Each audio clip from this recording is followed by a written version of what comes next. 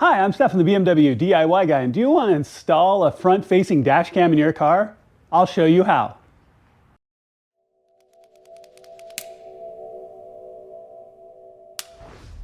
All right, y'all, so let's talk about this project and the reasons why you're going to want to do this yourself. I really am starting to view dash cams as required equipment. We've all seen the crazy videos. It's good to have for security and peace of mind while you're driving. So today we're going to be installing the Torvo TD3 camera into a BMW X1. Now, one thing I want to note, this kit does come with a rear camera as well, and you can check out some of my other videos on how to install a rear camera. My X3 video is a great one. This particular car today, because of the way it's set up, we're not going to install the rear camera. I can talk to it a little bit and to kind of talk you through it, but I'm not going to show that step itself. So today we're just going to do a very quick, easy, simple install of the front camera. The other cool thing about this BMW, and that a lot of them have that people don't realize, you actually have a power socket on the passenger side footwell up in the kick plate. Most people don't realize it's there. BMW's had it there for years, and I'll be honest, I didn't realize it was there for many years until one day somebody was like, hey, plug into the upper power socket right there. I was like, the what? So in this particular case, we're not going to hardwire the camera. We're actually going to run it to that socket. This makes it much easier for a quick install if you wanted to take it out for whatever reason, and it doesn't take your power socket by the shifter or anything in your center console. So it's essentially a hardwired plug, but without having to do the hardwired. All right, let's jump in. I'll talk you through how to get this set up. All right, as I mentioned, we'll talk about the rear camera here very, very briefly. Because of the setup in this particular car, I'm not going to be installing it today. But you would mount it here. You'd pull the inner plastics on the inside. You would route the cable through that rubber tunneling for the wiring harness.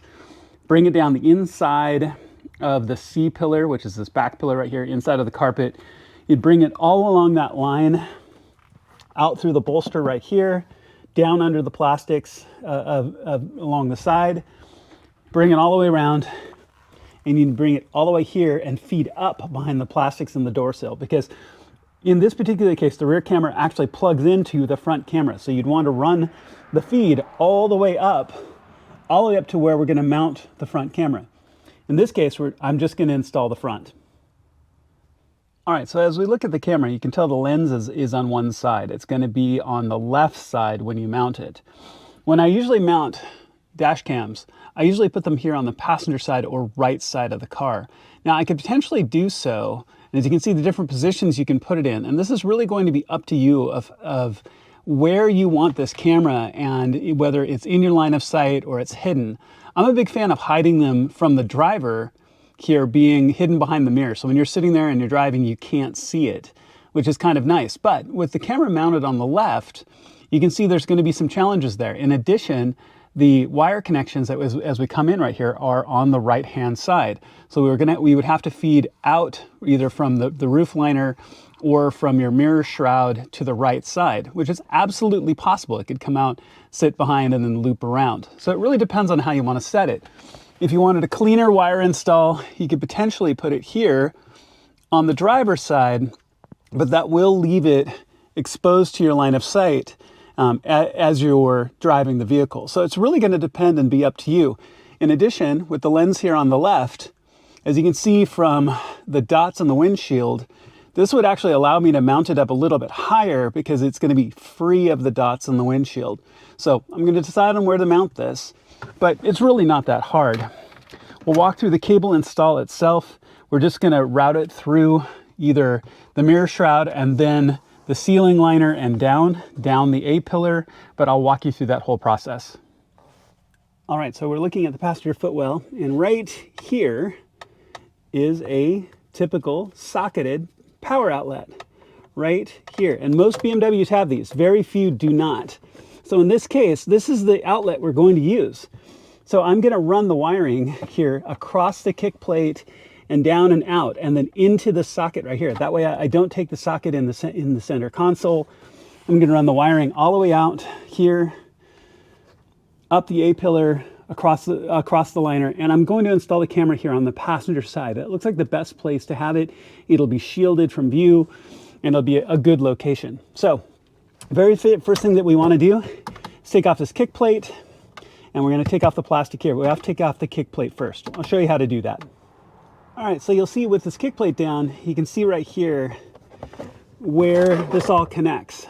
And there are two 8mm nuts right here that go up on posts, and then this piece comes down. Here's actually where you can see that socket that we're going to be getting to very, very clearly right here. So this is really a cool setup to be able to come around and go into this. And this also gives you the ability, if you wanted to take the camera out quickly or transfer it to a different car, you could. Now, all we have to do is just gap this down because we want to have the space up above it where we can run cabling here in just a second. Okay, so go ahead and grab your wiring harness you've got here, unwind it, and we're going to start to lay out our cable up through all these pieces. All right, as I'm going to put my camera right about here, maybe just a little bit higher, I want to be able to measure out and that I have enough cable. So I'm going to lay this out and say, okay, so it's going to be roughly about that much to get around the camera, and I'll measure much more closely. And then I'm going to take the rest, and the kit comes with a little plastic trim tool. You can feed the cable behind your mirror shroud here, up behind, and then into your roof liner. So let me get the cable partially in place, and I'll show you what that looks like. All right, so I've got the cable running down just the inside of the mirror shield here, or the housing. I've got it plugged into the camera to make sure I've got enough wire length to actually make it, and I'm going to want to have it in position about right there. So that's not bad for a cabling position. I'm going to tuck it back behind so it's as neat and clean as I possibly can do it. And so that looks like a good position. So I know that I've got the right amount of cabling here tucked in. Now the rest I'm going to run along the roof line. You can use your plastic trim tool, get underneath the edge of your roof liner right here. You can just very gently pull it down and just feed the rest of this up and around to get over to your A-pillar. Now we'll talk about that in a second because we want to be careful here because there's an airbag, but go ahead and run it along your roof liner all the way down, and then we'll run it down the A-pillar next. All right, so here to the A-pillar. I'm always very careful not to run any cabling or anything new down in this section because this is where your airbag will deploy. So you'll see the border line here between the trim all the way around till we get to the door liner right here and the edge of the plastic trim as we go down. So what I'll do is I'll take my cabling and I'll tuck it right along this top edge to get to the door seal, and then I'll run down underneath the door seal behind all the way down this whole section here. That way it stays away from your airbag, doesn't cause any concerns there. Okay, so go ahead and get it run around this corner, tuck it just down around the edge and start it down, and I'll show you once we get down to the lower plastics down here. All right, so we've made it right down here to the joint of our lower plastics. We're gonna run it behind this panel up above, but what I'm gonna do first actually is go ahead and run this all the way over and plug this in, because what I want this to do is come around this side of that plastic trim like this and be plugged into place right here. Then we're going to run the wire across the top and behind this plastic. That way I make sure that I don't tuck up too much into this section first and have the cable be too short. I know it's a little bit hard to see in this upper panel. In addition, there is a lower airbag right here. So you've got your vent and you've got your lower airbag right here. So I tend to tuck the cable back behind as I put this piece back into place. But it really is that simple. So get the cable tucked around the plastic here, up and around back behind this kick plate, up around routed back towards the back, and then you can just slide this back into place. Now this has two little feet on the back. There's two little loops. There's one on this side, one on that side. You push this into the loops, slide it back up into place, and put those two 8mm back in. So I'm going to route the cable and put the kick plate back into place. All right, so let's walk through the buttons on the camera really quick before we get it plugged up into place, and it's a little bit harder to see. There's an app that you can install on your phone. I'll show you that a little bit as well. But then you also have your buttons here across the bottom.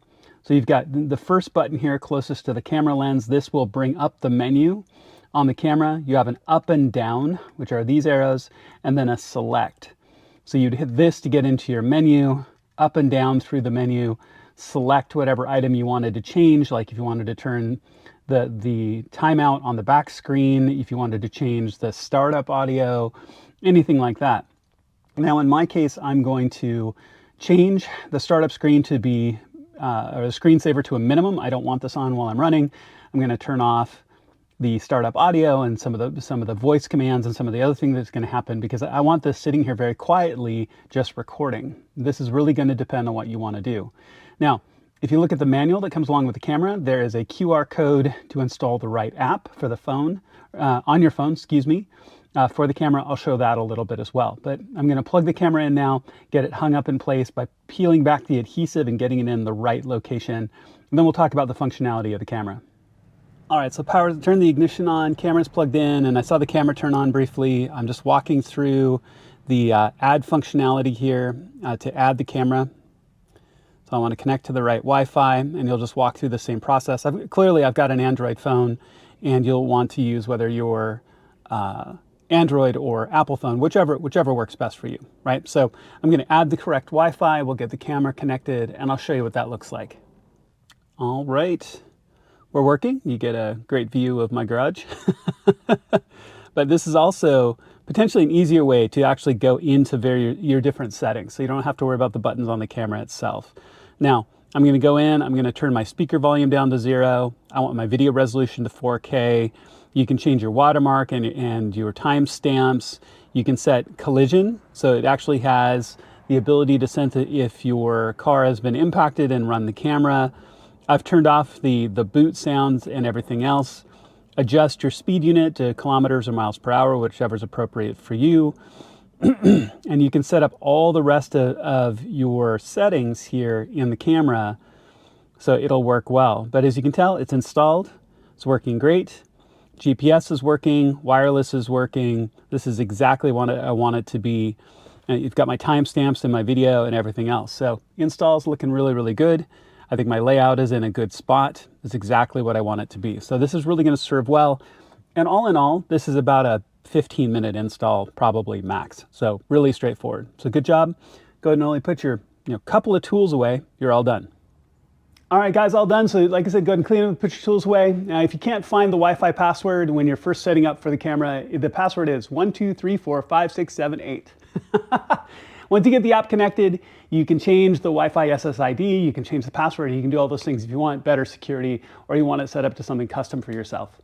So all in all, you can tell this is not a hard install. It's going to take you about 10-15 minutes at most and has all the tools that you need. And you just need an 8mm socket. That's all you need to get that kick plate off.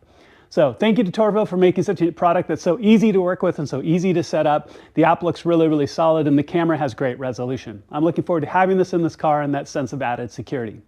Thank you so much for watching. I really appreciate it. Please make sure to click like and subscribe. It makes a genuine difference to my channel and I would truly appreciate it.